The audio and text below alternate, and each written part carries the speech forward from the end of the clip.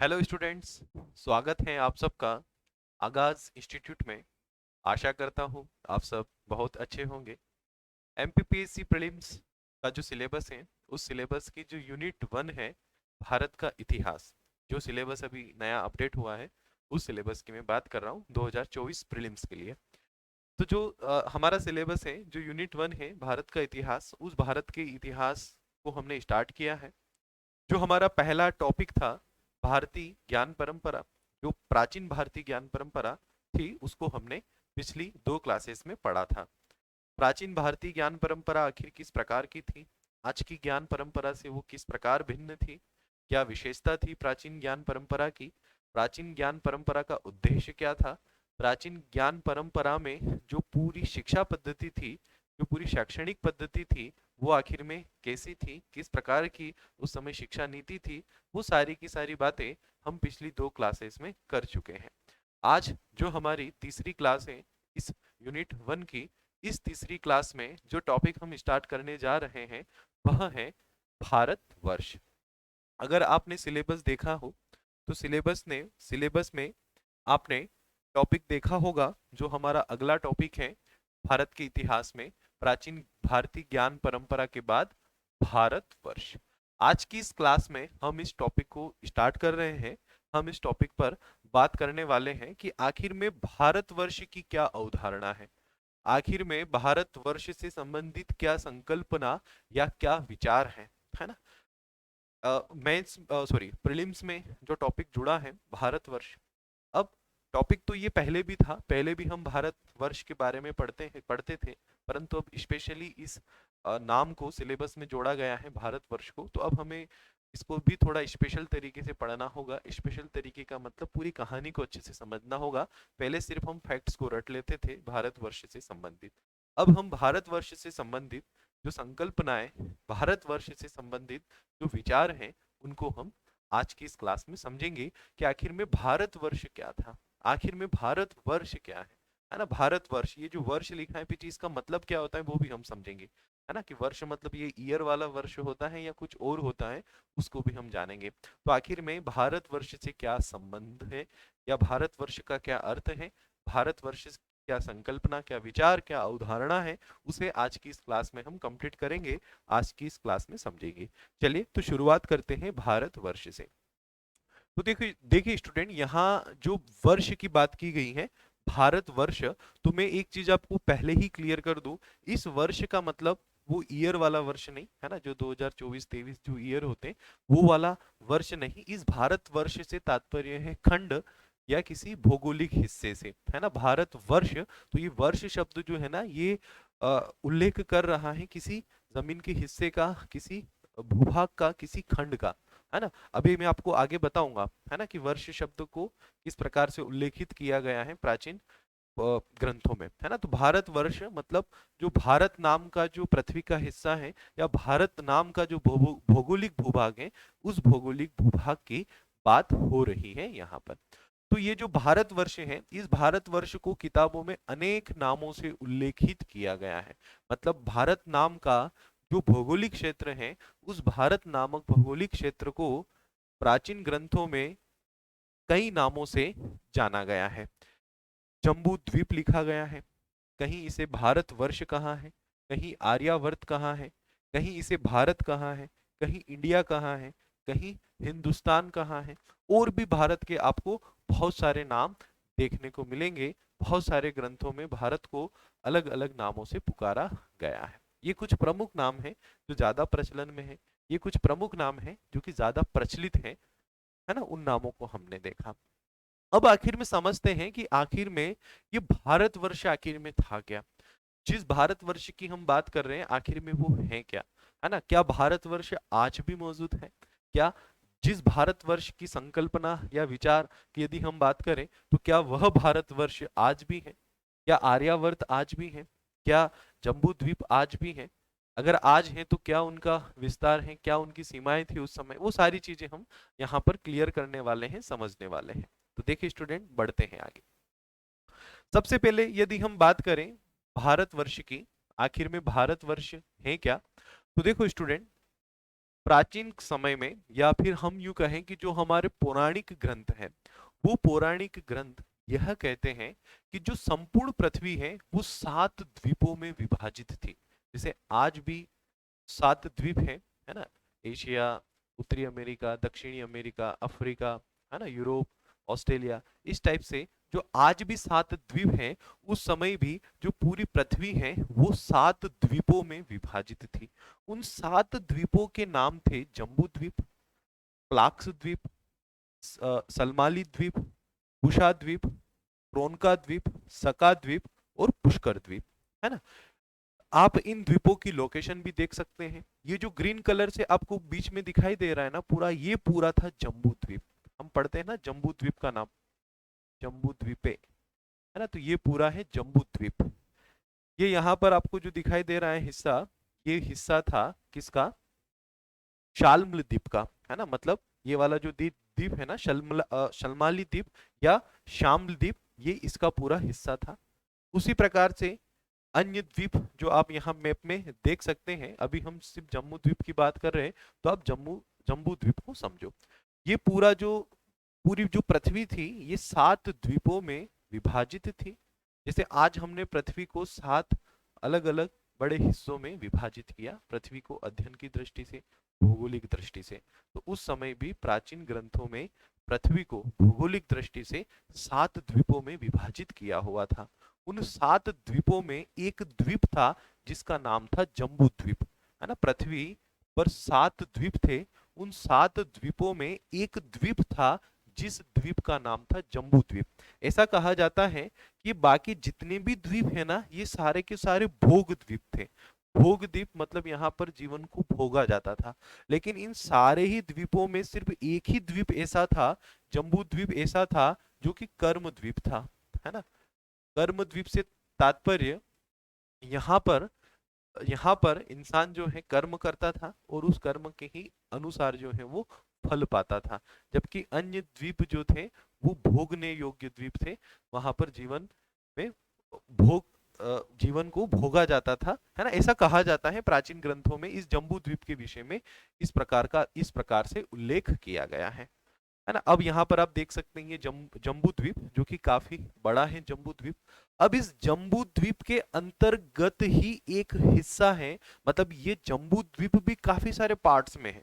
जैसे आज एशिया है ना, एशिया में कई सारे देश हैं, तो उसी प्रकार से इस जम्बू द्वीप में भी कई सारे पार्ट थे। इस जम्बू द्वीप के अंतर्गत भी कई सारे पार्ट आते थे, है ना। इस जम्बू द्वीप के अंतर्गत भी कई सारे पार्ट आते थे। कौन कौन से पार्ट आते थे जम्बू द्वीप के अंतर्गत, तो देखो ये आप मैप देख सकते हो जम्बू द्वीप का, ये पूरा का पूरा जम्बू द्वीप था। इस जम्बू द्वीप के अंतर्गत 9 खंड आते थे, जिन्हें प्राचीन ग्रंथों में वर्ष लिखा गया है ना, जिन्हें प्राचीन ग्रंथों में वर्ष भी लिखा गया है। मैंने कहा था ना वर्ष का मतलब भौगोलिक खंड। तो इस जम्बू द्वीप के अंतर्गत 9 खंड आते थे। उन 9 खंडों के नाम थे भारत खंड मतलब भारतवर्ष, इलाव्रत, भद्रास्व, किमपुरुष, हरि, केतुमाल, रम्यक, कुरु, हिरण्यमय, ये 9 खंड थे जो जम्बू द्वीप के अंतर्गत आते थे। हम पढ़ते ना जम्बू द्वीपे भारतवर्षे, है ना। तो जम्बू द्वीप के अंतर्गत आता है भारतवर्ष। कहाँ पर आता है ये आप लोकेशन देख सकते हो, है ना। इस मैप में पूरी इसकी लोकेशन है ना। ये पूरा का पूरा जो है ये इसमें भारतवर्ष बताया गया है ना, कि ये पूरा जो था ये भारतवर्ष था। आप यहाँ मैप में देख सकते हो। थोड़ा सा ऊपर बढ़ेंगे तो यहाँ पर आता है ये किम पुरुष, है ना। थोड़ा सा ऊपर जाएंगे तो यहाँ पर है ये इलाव्रत, है ना। यहाँ पर ये है हरिवर्ष, है ना। यहाँ पर यदि हम देखें तो यहाँ पर है ये केतुमाल, ये रम्यक, ये हिरण्यमय, है ना। तो इस टाइप से अलग अलग इसके जो खंड हैं जम्बू द्वीप के, तो ये जम्बू द्वीप अलग अलग खंडों में विभाजित था। अलग अलग क्षेत्र थे इस जम्बू द्वीप के, पूरा ही एक ही जम्बू द्वीप था। इस जम्बू द्वीप में अलग अलग खंड थे। कितने खंड थे टोटल, 9 खंड थे। इन 9 खंडों में एक भारत भी खंड था, है ना, जिसे भारत खंडे या भारत वर्षे कहा जाता था, भारत वर्ष या भारत खंड। जम्बू द्वीप के 9 खंडों में एक खंड था, मतलब जम्बू द्वीप, जैसे आप ये समझ लो कि ये एशिया महाद्वीप है। एशिया महाद्वीप में कई सारे देश हैं, भारत भी एशिया महाद्वीप में एक देश है। तो उसी प्रकार से जम्बू द्वीप एक महाद्वीप था, और उस जम्बू द्वीप में यूं मान के चलो कि ये 9 देश आते थे, जिनमें एक भारत नाम का एक देश था, मतलब भारतवर्ष नाम का, भारत खंड नाम का एक देश था, जिसकी जो सीमाएं हैं जो है मैं आपको यहाँ मैप पर बता रहा हूँ, और टोटल 9 थे। हालांकि ये पूरा एक ही था, मतलब ऐसा नहीं था कि अलग अलग जगह अलग अलग राजनीतिक सत्ताएं थी, है ना, जैसा आज है, ऐसा नहीं था। बस अलग अलग खंडों का अलग अलग महत्व था, है ना। जम्बू द्वीप सॉरी भारत खंड का अपना अलग महत्व था। इलाव्रत किसी अन्य देवताओं का यहाँ निवास था, भद्राश्व में कोई और देवता निवास करते थे। तो इस प्रकार से इन खंडों का अपना अलग अलग महत्व था, थे सब एक ही, है ना, पूरा जम्बू द्वीप एक ही था। इसीलिए तो हम भारत का प्राचीन नाम जम्बू द्वीप भी बताते हैं कि भारत का प्राचीन नाम जम्बू द्वीप था, क्योंकि इन सारे के सारे द्वीपों में जो सबसे श्रेष्ठ बताया गया है वो बताया गया है भारत खंड को। जो सबसे श्रेष्ठ मतलब यहाँ पर जन्म लेने के लिए सारे अन्य खंडों के लोग भी तरसते थे, यहाँ पर रहने के लिए, यहाँ बसने के लिए, यहाँ आने के लिए। तो सबसे श्रेष्ठ बताया गया है भारत को, सबसे श्रेष्ठ बताया गया है इन 9 में भारतवर्ष को, भारत खंड को। जम्बूद्वीप नाम इसलिए पड़ा कि ऐसा कहा जाता है कि इस क्षेत्र में, है ना, ये जो क्षेत्र है खासकर मध्य एशिया वाला, इस मध्य एशिया वाले देश में कुछ जामुन के या कुछ इस प्रकार के फल होते थे, है ना, आप जामुन समझ सकते हो, या ऐसा कहा जाता है कि नहीं वो ब्लैकबेरी टाइप के कोई ब्लैकबेरी टाइप के पौधे थे, ब्लैकबेरी टाइप के फल थे, है ना। तो उनके कारण इसका नाम जम्बू द्वीप पड़ा, क्योंकि यहाँ पर बड़ी मात्रा में वो फल पाए जाते हैं। कुछ कुछ ग्रंथों में तो ऐसा भी लिखा है कि वो फल इतने बड़े होते थे कि 3-4 हाथियों के बराबर एक फल होता था। अब आप सोच रहे होंगे कि सर ऐसा कभी हो सकता है कि 3-4 हाथी जितना एक फल हो? तो क्यों नहीं हो सकता, जब धरती पर डायनासोर थे तो धरती पर ऐसा भी तो हो सकता है कि इतने बड़े बड़े वृक्ष भी रहे हो। अगर इतना बड़ा जीव धरती पर था तो इतने बड़े वृक्ष भी तो धरती पर हो सकते हैं, है ना। तो हो सकता है ये भी हो कि उस समय आज से हजारों साल पहले इस प्रकार के वृक्ष थे कि हाथी के बराबर फल लगते थे। और ऐसा कहा जाता है कि जब उस वृक्ष से फल जमीन जमीन पर गिरते थे, और उन फलों से जब वो फल सड़कर जब उन फलों से उनका जो रस है जब वो निकलता था, तो वो रस पूरा एक नदी जैसा जाता था, एक एक नदी जैसा जाता था पूरा यहाँ से, और यहाँ से बहकर इस भारतवर्ष में आता था, है ना, इस भारतवर्ष में आता था। और ऐसा कहा जाता है कि अन्य क्षेत्रों के लोग इस रस को पीने के लिए भारत आते थे, क्योंकि इतना स्वादिष्ट, इतना इतना मीठा, एक इतना रस निकलता था इन फलों से कि पूरा पूरा एक नदी का रूप ले लेता था। और इसमें लोग आकर ऐसा बोलते थे, मतलब उस समय की मान्यता रही है कि उस रस में नहाने से, उस रस को पीने से, मतलब मानव जो है उसको उच्च फल की प्राप्ति होती है, या जो भी उस समय के विचार रहे हो। जैसे आज के विचार है ना कि गंगा में स्नान करने से पाप धुल जाते हैं, है ना, मतलब आप गंगा स्नान करने गए हो तो मतलब ये तो कंफर्म है कि आपको पता है कि मैंने पाप किए हैं, है ना, तभी तो आप पाप धोने गए हो। पता है तभी तो आप पाप धोने गए हो। लोग बोलते हैं ना, जब गंगा में नहा लो, यहाँ पर सारे पाप धुल जाते हैं। अब आप सोच रहे चलो मैं भी नहा लेता हूँ, मतलब आपको पता है ना कि आपने पाप किए हैं। तो सेम उसी प्रकार से उस समय की भी मान्यता, उस समय की भी विचार, उस समय की भी संकल्पना रही थी इन द्वीपों में लगने वाले फलों के रस को पीने या उनमें नहाने से, कि भाई सारे जो शरीर के रोग हैं, जो पाप हैं, उनसे मुक्ति मिलती है ना, उस समय के विचार थे ये। तो इन 9 द्वीपों में जो सबसे श्रेष्ठ था वो था भारतवर्ष, सॉरी इन 9 खंडों में जो सबसे श्रेष्ठ था वो था भारत, है ना। जम्बू द्वीप 9 खंडों में विभाजित था, है ना। जम्बू द्वीप के अंतर्गत आता था भारतवर्ष, है ना। जम्बू द्वीप, आपने ये नाम कई बार पढ़ा होगा, आज मैं क्लियर भी कर देता हूँ। जम्बू द्वीप के अंतर्गत आता था भारतवर्ष। अब इस भारतवर्ष के अंतर्गत आता था एक हिस्सा जिसका नाम था आर्यावर्त, है ना। आपने कई बार पढ़ा होगा ना, जैसे एक वाल्मीकि रामायण है उसमें भी लिखा है राम का जन्म कहाँ हुआ था, जम्बू द्वीपे भारतवर्षे आर्यावर्ते। एक नगरी थी जिसका नाम था अयोध्या, है ना, ऐसा लिखा हुआ है रामचरितमानस में भी। तो जम्बू द्वीपे भारतवर्षे आर्यावर्ते, मतलब जम्बू द्वीप के अंतर्गत आता है भारतवर्ष, और भारतवर्ष के अंतर्गत आता है आर्यावर्त। जैसे वर्तमान में आप इसको ऐसा समझ लो कि एशिया के अंतर्गत आता है भारत, और भारत के अंतर्गत आता है मध्य प्रदेश, और मध्य प्रदेश में कोई एक शहर है, नाम है जिसका इंदौर।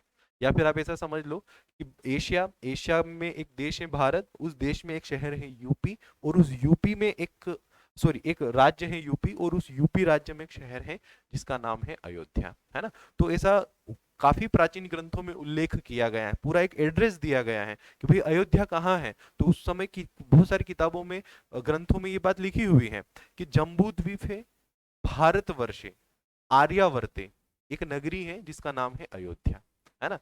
आपने कई बार आपने ये भी सुना होगा कि हमारे मध्य प्रदेश की यदि हम बात करें तो हमारे मध्य प्रदेश में जो अ, प्राचीन जो धार्मिक ग्रंथ हैं उन ग्रंथों में ऐसा लिखा है, जम्मू द्वीपे भारतवर्षे आर्यावर्ते और रेवा खंडे, है ना। एक और चौथा शब्द जुड़ता है यहाँ पर, रेवा खंडे। रेवा मतलब नर्मदा, है ना। तो जो नर्मदा वाला एरिया है उस नर्मदा वाले एरिया की बात हो रही है ना। तो प्राचीन ग्रंथों में यदि हम पढ़ते हैं तो इससे पता चलता है कि भाई कहाँ की किसकी बात की जा रही है। तो जम्बू द्वीप एक पूरा द्वीप था, है ना। जो अभी मैंने आपको 7 द्वीप बताए उनमें सबसे श्रेष्ठ द्वीप इसको कहा जाता था। इस जम्बू द्वीप में 9 खंड थे, 9 वर्ष थे, जिनमें भारतवर्ष एक हिस्सा था, है ना। जिस भारतवर्ष के अंतर्गत आर्यावर्त भी आता था। ठीक है स्टूडेंट, चलिए तो यहां तक आपको क्लियर हुआ होगा। अब ये देख सकते हैं आप भारतवर्ष, है ना। ये पूरा भारतवर्ष था, ये एक अनुमानित नक्शा बताया गया है भारतवर्ष का कि जो जम्बू द्वीप के अंतर्गत जो भारतवर्ष था वो संभवतः ये उसका क्षेत्र था या इतना उसका विस्तार था, है ना। वर्तमान देखें तो यहाँ अफगान ये जो ईरान वगैरह है, यहाँ ईरान की सीमाओं से लेकर, है ना, पूरा यहाँ नीचे जितने भी थाईलैंड वगैरह ये सारे देश यहाँ पर पूरे समाहित हो गए। ये इतना पूरा भारतवर्ष था, है ना। आप इस मैप में भी देख सकते हो, है ना। ये जो मैप मैंने बताया आप इस मैप में भी यहाँ पर देख सकते हो, है ना। ये पूरा भारतवर्ष था, है ना। अलग अलग खंड थे इस जम्बू द्वीप के। इस जम्बू द्वीप में एक खंड था जिसका नाम था भारतवर्ष, और भारतवर्ष के ही अंतर्गत आता था आर्यावर्त। जो आर्यावर्त है ना वो भारतवर्ष के ही अंतर्गत आता था, क्योंकि उस भारतवर्ष में आगे चलकर आर्य लोग आकर रहने लगे, आर्य लोग आकर वहां बस गए, तो उस एरिया को आर्यावर्त आर्यावर्त कहा जाने लगा, है ना। तो जम्बू द्वीप के अंतर्गत भारतवर्ष, भारतवर्ष के अंतर्गत आर्यावर्त। ठीक है स्टूडेंट, चलिए अब हम बात करते हैं आखिर में ये नाम कैसे पड़े। जैसे भारत को अलग अलग नामों से जाना जाता है ना। तो भारतवर्ष के ये अलग अलग नाम कैसे पड़े। जैसे हमने पढ़ा कि इसको जम्बू द्वीप भी बोलते थे क्योंकि ये जम्बू द्वीप के अंतर्गत आता था और जम्बू द्वीप में सबसे श्रेष्ठ हिस्सा था, है ना। तो इसको जम्बू द्वीप कहते थे। इसको आर्यावर्त भी बोलते थे भारत को भारतवर्ष भी कहा गया है। तो आखिर में अलग अलग नाम कैसे पड़े। तो देखो स्टूडेंट, भारत, आखिर में ये भारत नाम कहाँ से आया, है ना। ये भारत नाम कहाँ से पड़ा। चलो जम्बू द्वीप का समझ में आया कि जम्बू द्वीप कुछ ऐसे जामुन जैसे वृक्ष यहाँ होते थे जिन फलों के कारण इसको जम्बू द्वीप कहा जाता था। आर्यावर्त भी समझ में आया कि आर्य लोग यहाँ पर निवासरत थे, आर्यों ने यहाँ पर आकर निवास किया तो इसे आर्यावर्त कहा गया। अब ये भारत या भारत शब्द कहाँ से आया, है ना। इस भारत का नामकरण भारत कैसे हुआ। तो अब देखो कुछ अनुमान ये लगाए जाते हैं कि ऋग्वेद में भरत नाम के एक राजा का उल्लेख हुआ है ना। जो ऋग्वेद है हमारा, उस ऋग्वेद में भरत नाम के एक राजा का उल्लेख किया गया है। तो ऐसा कहा जाता है कि ये जो भरत नाम का राजा था ना, इस भरत नाम के राजा का जो शासन क्षेत्र था उस शासन क्षेत्र को भारत कहा गया। ये भरत कौन था, है ना। तो इसके विषय में भी बहुत सारे बातें बताई जाती हैं कि भरत जो था वो महावीर जो ऋषभ देव थे, है ना, उन ऋषभ देव के बड़े भाई थे भरत, है ना। और उन्हीं ऋषभ देव के बड़े भाई भरत के नाम पर इस क्षेत्र का जो नाम है वो भारत पड़ा। वहीं भारत नाम के पीछे एक और कहानी ये भी कही जाती है। महाभारत काल में महाभारत कालीन एक राजा थे, उनका नाम था राजा भरत, और उन राजा भरत के नाम पर भारतवर्ष का नाम भरत पड़ा। भारत का इसका नाम भारत का नाम भारत पड़ा। अब पहली बार हमारे यहाँ देश में जम्बू द्वीप का उल्लेख हमें अशोक के अभिलेखों में मिलता है। अशोक के अभिलेखों में जम्बू द्वीप कहा है भारत को, है ना। भारत को क्या कहा है, जम्बू द्वीप। जबकि अन्य ग्रंथों में जम्बू द्वीप तो उस पूरे क्षेत्र को बताया गया है जिसका भारतवर्ष हिस्सा था, लेकिन अशोक के अभिलेखों में इस भारत को भारत न कहते हुए जम्बू द्वीप कहा है है ना। तो अशोक के अभिलेखों में या बौद्ध काल में भारत को जम्बू द्वीप कहा गया। ऋग्वेद में एक भरत नाम के राजा का उल्लेख है, जिस आधार पर यह अनुमान या एक विचार किया जाता है कि शायद इसी राजा के नाम पर इस क्षेत्र का नाम भारतवर्ष पड़ा होगा। अब भारतवर्ष का प्रथम लिखित उल्लेख कहाँ किया गया? जैसे ऋग्वेद में उल्लेख राजा का किया गया, ऋग्वेद में देश का नाम नहीं नहीं लिखा है भारतवर्ष। ऋग्वेद में तो सिर्फ एक भरत नाम के राजा का उल्लेख है। तो हम अनुमान लगाते हैं कि शायद इसी भरत नाम के राजा के नाम पर यह क्षेत्र भारत कहलाया होगा। लेकिन भारतवर्ष नाम का जो पहली बार हमें उल्लेख मिलता है वो मिलता है हाथी गुम्फा अभिलेख में, जो कि खारवेल से संबंधित अभिलेख है। तो इसमें पहली बार भारतवर्ष का प्रथम उल्लेख मिलता है। अब ये भी परीक्षा में पूछा जाता है कि भारतवर्ष का प्रथम उल्लेख कहाँ मिलता है, तो ऋग्वेद में नहीं, ऋग्वेद में तो भरत नामक राजा का उल्लेख मिलता है। हम सिर्फ अनुमान लगाते हैं कि शायद इसी भरत नाम के राजा के आधार पर इस क्षेत्र का नाम भारत पड़ा होगा। लेकिन भारतवर्ष का प्रथम उल्लेख कहाँ किया गया है? वो किया गया है हाथी गुम्फा अभिलेख में। वहीं एक प्रदेश के रूप में भारत का प्रथम लिखित उल्लेख मिलता है पाणिनि की अष्टाध्यायी में। जो पाणिनि का ग्रंथ है अष्टाध्यायी, है ना, जो कि संस्कृत के व्याकरण से संबंधित है, तो इस ग्रंथ में पहली बार भारतवर्ष को एक प्रदेश के रूप में उल्लेखित किया गया है। हाथी गुम्फा अभिलेख में भारतवर्ष लिखा है, अब वो भारतवर्ष कोई प्रदेश है, कोई व्यक्ति है, कोई स्थान है, आखिर में वो भारतवर्ष कौन है? जबकि पाणिनि के अष्टाध्यायी में एक राज्य के रूप में, एक प्रदेश के रूप में भारतवर्ष का उल्लेख किया गया है। वहीं भारत के आज वर्तमान में कई सारे और नाम भी प्रचलित हैं। जैसे भारत को इंडिया भी कहा जाता है ना। अभी बहुत बड़ी बहस चली थी इस मुद्दे पर, है ना, कि हम तो इंडिया नहीं कहेंगे, हम तो भारत को भारत ही कहेंगे, है ना, क्योंकि भारत का प्राचीन नाम तो भारत ही है ना। हो सकता है कि उसी बहस से आपके सिलेबस में ये सब जो टॉपिक है ये बिल्कुल ऐड हुआ हो अच्छे से, है ना। ये मेरे विचार हैं, जरूरी नहीं कि ऐसा हुआ हो, लेकिन ऐसा मेरा मानना है कि शायद उसी बहस का परिणाम है कि हमारे सिलेबस में भारतवर्ष हमें देखने को मिल गया। हमें पूरा जानना पड़ रहा है कि हमारा देश तो भारत है ना। इंडिया नाम तो यूनानियों ने दिया है ना। तो हो सकता उसी बहस का ये परिणाम रहा हो। ठीक है, जो भी हो। चलिए, तो यूनानियों ने इसे इंडिया कहा, है ना। जो यूनानी लोग थे, जो पारस के लोग थे, है ना, जो पारसी लोग थे, सॉरी, जो यूनान के लोग थे, जो रोम, है ना, जो यूरोप कंट्रीज हैं वहां के जो लोग थे, उन्होंने इसे इंडिया कहा। उनका माना जाता था, इंडिया के पीछे ये माना जाता है कि भारत में जो उत्तर में जो इंडस नदी अर्थात जो सिंधु नदी बहती है, तो सिंधु को ये इंडस कहते थे, और उसी इंडस से, इंडस के उस पार का जो क्षेत्र था वो इंडोई बना, और इंडोई से ये शब्द इंडोई इंडोई होते आगे चलकर इंडिया में कन्वर्ट हुआ और लोग इसे इंडिया कहने लगे, है ना। तो इंडिया शब्द दिया था यूनानियों ने, मतलब जो विदेशी यूरोपीय लोग हैं उन्होंने। और हिंदुस्तान शब्द का पहली बार प्रयोग किया था ईरानियों ने। ईरानी शासक था शापुर प्रथम। इस शापुर प्रथम का एक लेख है नक्श ए रुस्तम। तो इस शापुर प्रथम के इस लेख नक्श ए रुस्तम में भारत को हिंदुस्तान कहा गया है ना, हिंदुस्तान कह के उल्लेख किया गया है। इसके पीछे भी सिंधु नदी वाली कहानी है कि जो सिंधु नदी थी, पारसी लोग उसे सिंधु या मतलब सिंधु शब्द का सही उच्चारण नहीं कर पाए, तो उन पारसियों ने, ईरानियों ने सिंधु को हिंदू या हिंदू कहा, है ना, सिंधु को हिंदू कहा, सिंधु को हिंदू कहा, और हिंदू से ही हिंदुस्तान बना। और इस सिंधु नदी के वहां आसपास रहने वाले लोग भी हिंदू कहलाए, है ना। हिंदू जो हम बोलते हैं ना, हिंदू, तो हिंदू शब्द भी यहाँ से आया, है ना। पारसियों ने इस नदी को सिंधु के बजाय हिंदू कहा, और ये हिंदू से हिंदू और हिंदू से हिंदुस्तान बना। तो भारत को एक और नाम मिल गया, हिंदुस्तान। और वर्तमान में भारत के कई सारे नाम हो गए। इसको आर्यावर्त भी कहा जाने लगा, जम्बू द्वीप भी कहा जाने लगा, है ना। अशोक के अभिलेखों में जम्बू द्वीप कहा, वहीं भारत वर्ष भी कहा, है ना। हाथी गुम्फा में या पाणिनि के अष्टाध्यायी में भारत वर्ष कहा गया, और भी प्राचीन ग्रंथों में भारत वर्ष कहा गया।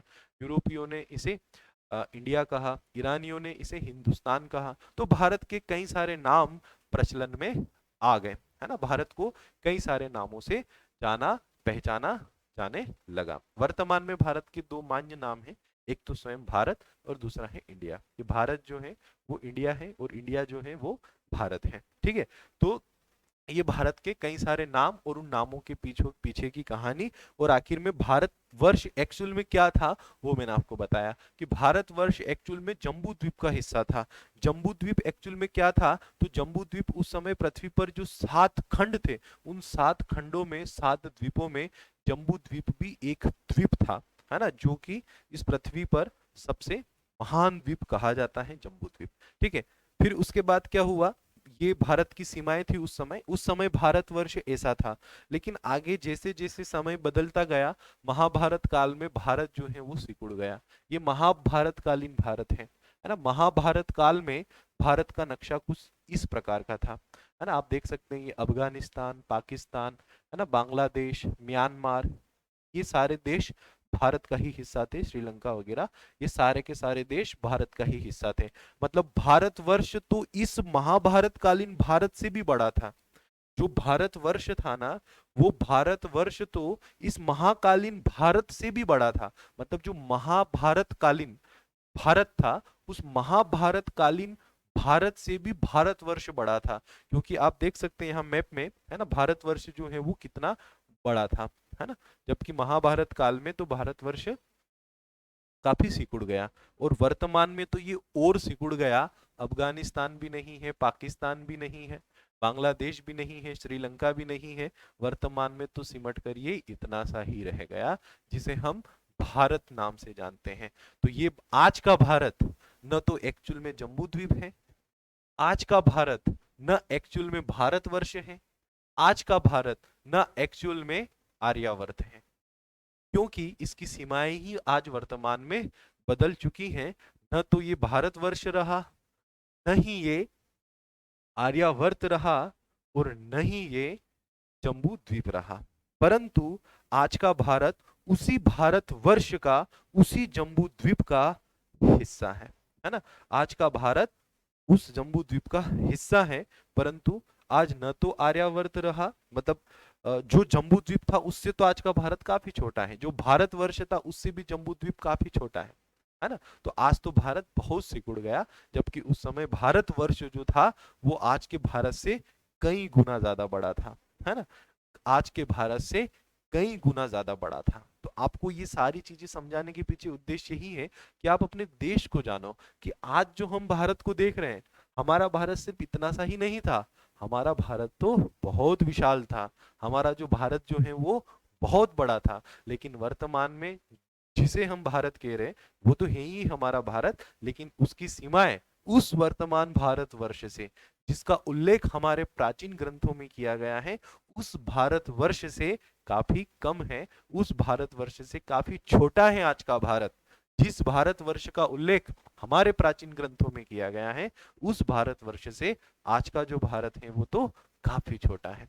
ठीक है स्टूडेंट, चलिए, तो ये हमारा यहाँ पर जो भारतवर्ष नामक जो टॉपिक है वो कंप्लीट हुआ। और इस टॉपिक को पढ़ने और पढ़ाने का उद्देश्य यही है कि आप हमारे भारत को पहचानो, आप अपने भारत को पहचानो, अपने भारत के बारे में क्या विचार, क्या संकल्पनाएं हैं, आप उन्हें जानो, उन विचारों को समझो, भारत को समझो, भारतवर्ष को समझो, है ना। तो ये सारी चीजें आपको मैंने समझाई है, और यहीं से प्रश्न आएंगे, यहीं से प्रश्न बनेंगे। और कुछ वीडियोस, कुछ क्लासेस हो जाने के बाद मैं आपका टेस्ट भी लूंगा, एमसीक्यू टेस्ट, तो उसमें सारे क्वेश्चन आएंगे इन टॉपिक से, तो आपको एक आइडिया भी हो जाएगा कि एग्जाम में यहाँ से प्रश्न किस प्रकार के आएंगे। ठीक है स्टूडेंट, चले, तो इस क्लास को हम यहीं समाप्त करते हैं। क्लास कैसी आपको लग रही है आप कमेंट कीजिएगा, चैनल को सब्सक्राइब नहीं किया हो तो आप कर लीजिएगा, ताकि कोई भी वीडियोस आपका मिस ना हो, वो आप तक पहुंच जाए। आपने सब्सक्राइब किया होगा तो उसका नोटिफिकेशन आप तक पहुंचेगा जब आप बेल आइकॉन दबा देंगे। ठीक है, तो ये सारे काम आप कर लीजिएगा, मैं भी अपना काम करता रहूंगा, आप पढ़ते रहिएगा, और हमारा जो उद्देश्य है आपका सिलेक्शन, वो हम जरूर कोशिश करेंगे, जरूर हम पूरा प्रयास करेंगे कि हम हमारा 100% आपको दे सके। और आपको भी ये पूरा प्रयास करना है कि आप भी इस परीक्षा में अपना 100% देकर इस बार सिलेक्शन ले ही लो। ठीक है स्टूडेंट, चलिए, तो ऑल द बेस्ट।